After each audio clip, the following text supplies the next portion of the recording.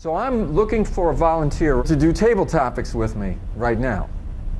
Okay, now I'm looking for somebody that's really nervous. Think about it, if you're the person who would be the last person in the world to volunteer for something like that, you're the right person. That's who I'm looking for. But I'm not going to come and point anybody out. It has to be voluntary. So here's what I'm going to do. I'm going to. Someone out. I'll bet you could. I'll bet you could. Okay, so I'm going to. Here's 3 possible topics. Go ahead and look at these. You could pick any one that you want, and I'm looking for a volunteer to come up. So the first one is the value of leadership in career development. Second one is the value of leadership in customer service. And the third one is how to become more assertive. You come up and talk about 2 minutes somewhere in that neighborhood. You just come right up to the front and do it. I want you to challenge yourself. You know, I know that many of you are sitting there saying, no way. And what I want you to do is to hear yourself saying no way and say, why am I saying no way? What is the big deal? I know that this is going to be hard. I know I'm going to be nervous, but I want to challenge myself. Why don't you challenge yourself right now? All right. Ellen, come on up here. So let us know which one you're going to do, and you have the floor. Okay, the value of leadership and customer service. All right, thank you. Great job. Thank you. Thank you. That was hard. Wasn't that Was bad hard. once you get up? So let's continue. Next person. So, was that hard for you? No.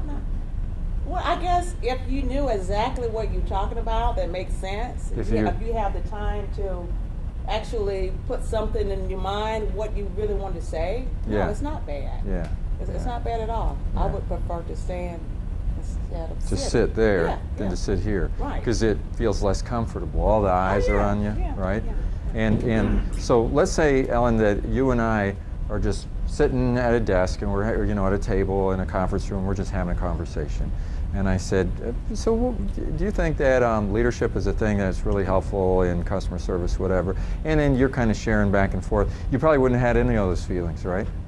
No, Right. there's no nervous. I mean, it's just you and me talking. And what happens is your head is clear. You can put your thoughts together pretty easy. But then what happens is you come up here and everybody's looking at you, and it creates like this mental block. It makes it harder. Like it's harder to think spontaneously. And it's harder to put your ideas together. Right. At the same time, if you were to plan it all out and write a speech or whatever, that might be overkill if you're just talking to me. But it might be helpful if you know if you're going to do it in front of a group. But sometimes you don't have the luxury of doing that. You just find yourself right in the situation, and you got to be able to put all those thoughts together instantaneously because the moment is going to pass, and that's what is so hard. Right. And I guess the thing is, can you see how if you were doing this, let's say you did something like this for a year and you were working on different aspects and how to stand and how to communicate, and like I noticed a couple of times you kind of almost like apologize for not being able to put the thoughts together or whatever. You know what? If you don't say anything, people don't notice it as much. As soon as you bring it to their attention, they go, wow, I make mistakes all the time. And half the time people don't even notice it because I just go right past it, and you just, and it's like, but how do I learn that? You learn it over time. Now, when you have fear, doesn't it shut off reasoning section of the brain? It does. It does. Yeah. It has a. Mine is like, whoa. It does. Yes. Physiologically, it cuts off that ability. And that's why it's so important, because you find yourself in situations where you need to influence and you need to communicate, and your brain is like cutting off. It's just cutting off. And it doesn't have to be that way. But the only way to fix it is to do what Ellen did, or to be in a situation like this where you're doing it more often.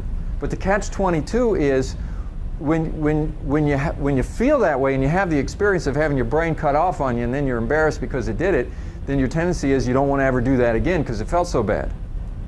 So then you don't practice and you don't get better. And you go through your whole life having that problem. And the only way that you can fix it is to put yourself in that very, very tough situation that you don't like and do it anyway.